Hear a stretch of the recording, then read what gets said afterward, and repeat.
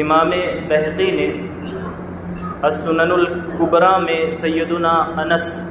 رضی اللہ تعالی عنہ سے یہ حدیث پاک روایت کی ہے۔ دو طرح کی حدیثیں ہیں، آپ اپنی پوری توجہ رکھیں۔ اس سے حضور پاک علیہ الصلوۃ والسلام کی آمد کے موقع پر کی جانے والی دعوت کا جو اہتمام ہے، چاہے آپ اس کو کوئی بھی نام دیں، لنگر کا نام دیں، دعوت کا نام دیں، تبرک کا نام دیں، کسی بھی طرح کا کوئی نام دیں، جو بھی کھانے اور کھلانے سے تعلق رکھنے والی چیزیں ہیں، اب اسے دیکھیں کہ ہم اہل سنت والجماعت اسے کہاں سے سمجھتے ہیں اور اس کے جو دلائل ہیں وہ ہم کہاں سے لیتے ہیں۔ تو حضرت سیدنا انس رضی اللہ تعالی عنہ وہ روایت کرتے ہیں ان النبی صلی اللہ تعالی علیہ وسلم عق عن نفسه بعد النبوہ، کہ حضور پاک علیہ الصلوۃ والسلام نے اعلان نبوت کے بعد، یعنی 40 سال کی عمر شریف میں آپ نے اعلان نبوت فرمایا، تو اعلان نبوت کے بعد حضور پاک علیہ الصلوۃ والسلام نے خود اپنا عقیقہ فرمایا۔ یہ ایک روایت ہے حضرت سیدنا انس رضی اللہ تعالیٰ عنہ۔ تو یہ روایت تعلق رکھتی ہے عقیقے کے ساتھ کہ حضور پاک علیہ الصلوۃ والسلام نے اپنا عقیقہ کب کیا ہے؟ اعلان نبوت کے بعد خود کیا ہے۔ اب ایک دوسری روایت سیدنا عبداللہ ابن عباس رضی اللہ تعالی عنہ سے دیکھ لیں۔ حضرت انس رضی اللہ تعالی عنہ کی جو روایت ہے اس سے معلوم ہوتا ہے کہ آقا کریم صلی اللہ تعالی علیہ وسلم نے اپنا عقیقہ اعلان نبوت کے بعد خود کیا ہے، جبکہ یہ دوسری روایت ہے ابن عساکر فی تاریخ مدینہ و دمشق، اور اس کے راوی سیدنا عبداللہ ابن عباس رضی اللہ تعالی عنہ، وہ بیان کرتے ہیں لما ولد النبی صلی اللہ علیہ وسلم، جب حضور پاک علیہ الصلوۃ والسلام کی تشریف آوری ہوئی، جب حضور کی ولادت باسعادت ہوئی، جس گھڑی آپ پیدا ہوئے، تو فرماتے ہیں عق عنہ عبد المطلب رضی اللہ تعالی عنہ بکبش، تو حضور پاک علیہ الصلوۃ والسلام کی ولادت کی خوشی میں حضور پاک علیہ الصلوۃ والسلام کے دادا جان حضرت عبد المطلب نے حضور پاک علیہ الصلوۃ والسلام کا عقیقہ کیا، اور عقیقے کے طور پر ایک مینڈھا ذبح کیا انہوں نے۔ تو دو طرح کی روایتیں ہو گئیں۔ ایک روایت یہ بتاتی ہے کہ حضور پاک علیہ الصلوۃ والسلام نے اپنا عقیقہ کیا ہے اعلان نبوت کے بعد۔ اب اعلان نبوت کے بعد کا مطلب یہ ہوتا ہے کہ 40 سال کے بعد تو اعلان نبوت ہوا ہے، اور اس کے بعد پھر پتہ نہیں کتنے دنوں کے بعد حضور پاک علیہ الصلوۃ والسلام نے وہ عقیقہ کیا ہے۔ اب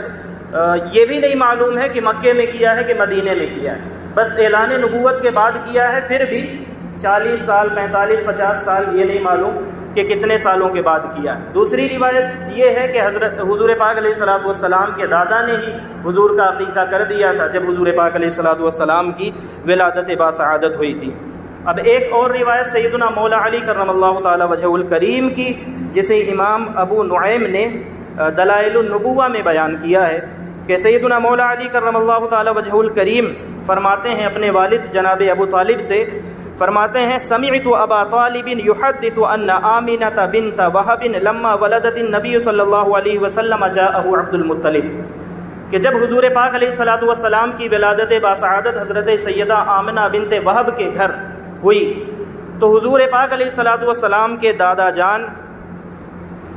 حضرت عبد المطلب وہ تشریف لائے، اور فأخذہ وقبلہ، انہوں نے اپنے پوتے حضور سید عالم صلی اللہ تعالیٰ علیہ وسلم کو گود میں اٹھایا اور انہیں پیار کیا، ان کے ماتھے کو چوما، انہیں بوسہ دیا۔ ثم دفعہ الی ابی طالب، پھر حضور کے چچا اور حضرت عبد المطلب کے بیٹے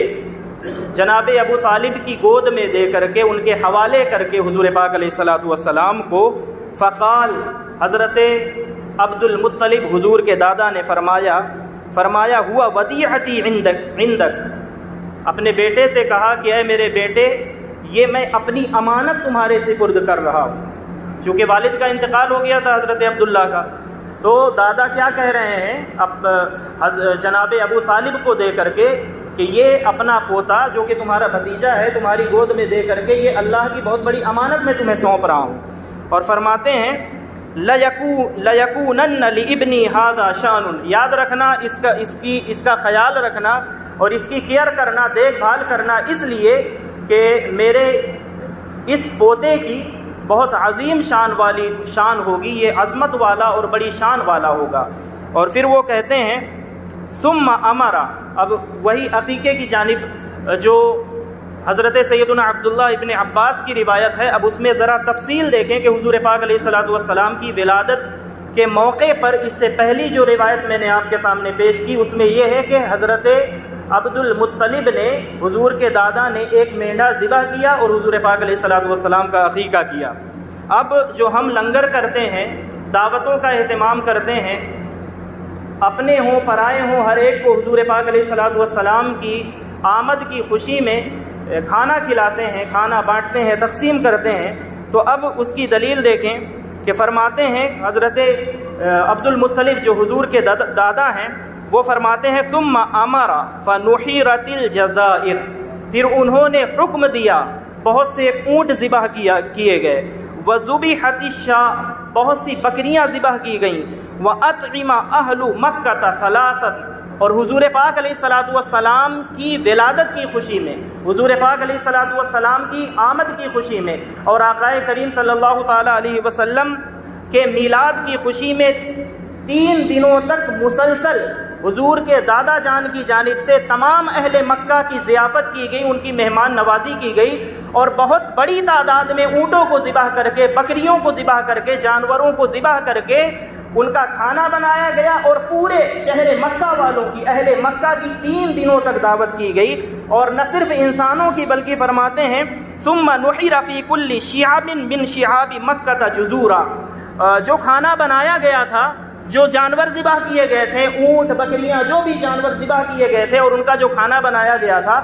مکہ میں بسنے والے انسان جو وہاں رہتے تھے، لوکل تھے، ان کی بھی ضیافت کی گئی، ان کی بھی مہمان نوازی کی گئی۔ اگر ہماری زبان میں کہا جائے تو 3 دن تک حضور کی آمد کی خوشی میں حضور پاک علیہ الصلوۃ والسلام کے دادا جان نے پورے مکہ والوں کی مہمان نوازی حضور کے لنگر کے ساتھ اہتمام کیا، اور پھر حضور پاک علیہ الصلوۃ والسلام کی آمد کی خوشی میں مکے والوں کے ساتھ ساتھ فرماتے ہیں کہ مکہ چونکہ انٹرنیشنل شہر جیسے آج تھا ویسے ہمیشہ سے تھا،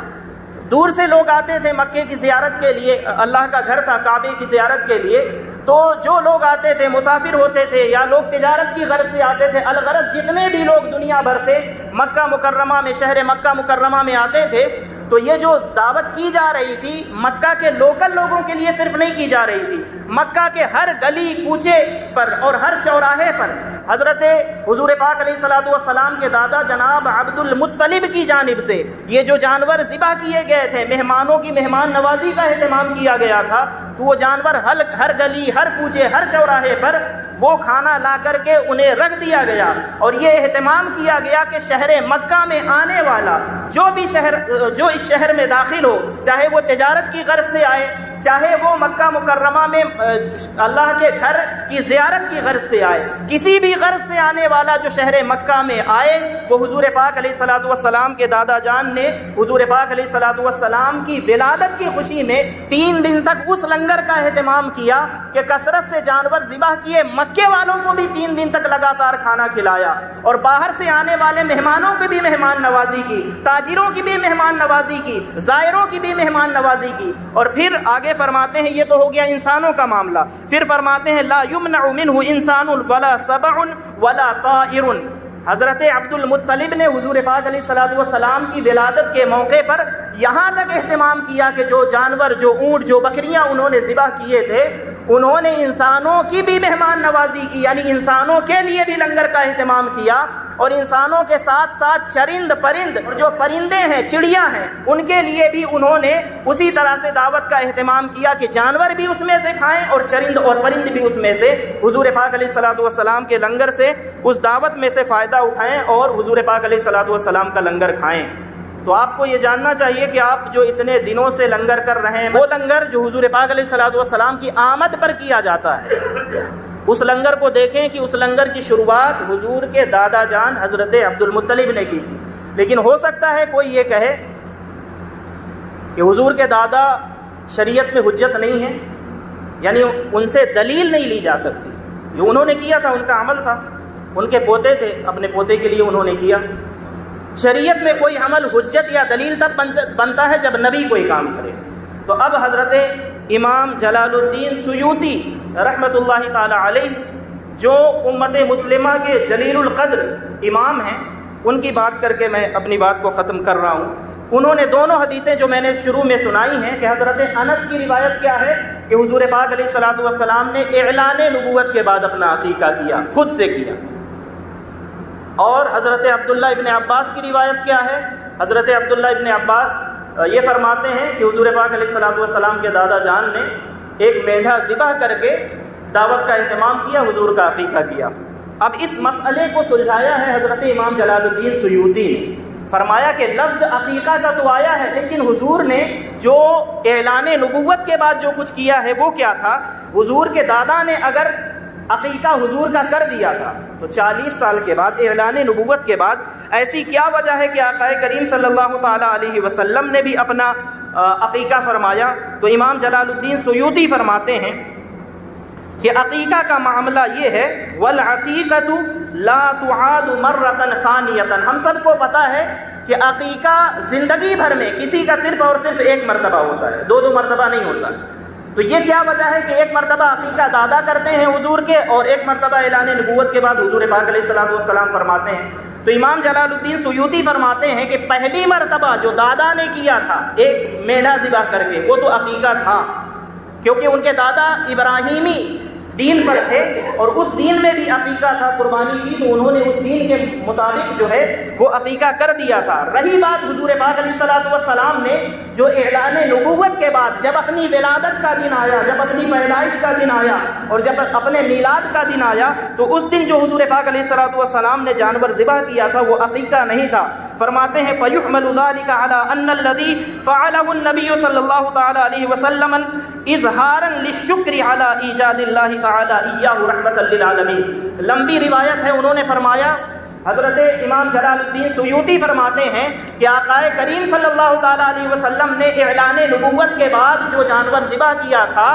وہ اللہ رب العزت کی بارگاہ میں شکرانے کے طور پر اس لیے وہ جانور ذبح کیا تھا کہ اللہ تعالیٰ کی بارگاہ میں حضور شکر ادا کریں کہ اس اللہ کا شکر ہے جس نے مجھے آخری نبی بنا کر کے بھیجا ہے، اس اللہ کا شکر ہے جس نے مجھے رحمت للعالمین بنا کر کے بھیجا ہے، اس اللہ کا شکر ہے جس نے مجھے آخری نبی بنایا، اس اللہ کا شکر ہے جس نے مجھے آخری امت عطا فرمائی۔ تو اللہ تعالیٰ نے حضور پاک علیہ الصلوۃ والسلام کو جتنے مقام، جتنے مراتب اور جتنی منازل عطا فرمائی تھی، ان مقام اور مرتبوں کا شکر ادا کرنے کے لیے اور اپنی ولادت کے دن حضور پاک علیہ الصلوۃ والسلام نے جانور کو ذبح کر کے یہ سنت جاری کر دی، اور اللہ کا شکر اسی دن اس لیے خاص طور پر حضور پاک علیہ الصلوۃ والسلام نے ادا فرمایا تاکہ یہ امت کے لیے سنت بن جائے کہ جب تمہارے نبی اپنی ولادت کی خوشی میں اللہ رب العزت کے حضور جانور ذبح کرتے ہیں اور ذبح کرنے کے بعد اس کی دعوت کرتے ہیں، لوگوں میں اس کا گوشت تقسیم کرتے ہیں، بھوکوں کو کھانا کھلاتے ہیں، تو قیامت تک آنے والے حضور کے غلاموں کے لیے یہ سنت بن جائے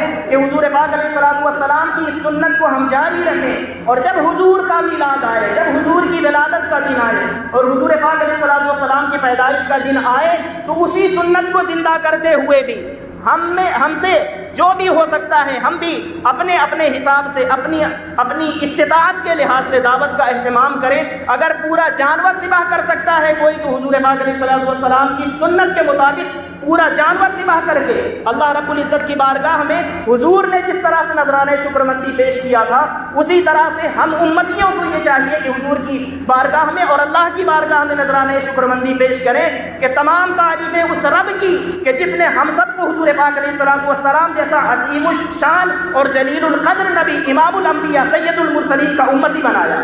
تو حضور ہمیں جو ہم ملے ہیں حضور کو امتی کی شکل میں، تو حضور شکر ادا کرتے ہیں اللہ کی بارگاہ میں اور جانور ذبح کرتے ہیں، تو ہم پر سوچے کہ کتنا بڑا فرض عائد ہوتا ہے کہ ہمیں جو حضور ملے نبی کی شکل میں، امام الانبیاء اور آخری سید المرسلین کی شکل میں، خاتم النبیین کی شکل میں، تو ہم پر بھی یہ لازم ہے کہ اس دن اللہ رب العزت کا شکر کریں اور اللہ رب العزت کی بارگاہ میں جو بھی ہم سے ہو سکتا ہے وہ حضور پاک علیہ الصلوۃ والسلام کی بارگاہ میں خرچ کر کے اہتمام کریں، انتظام کریں۔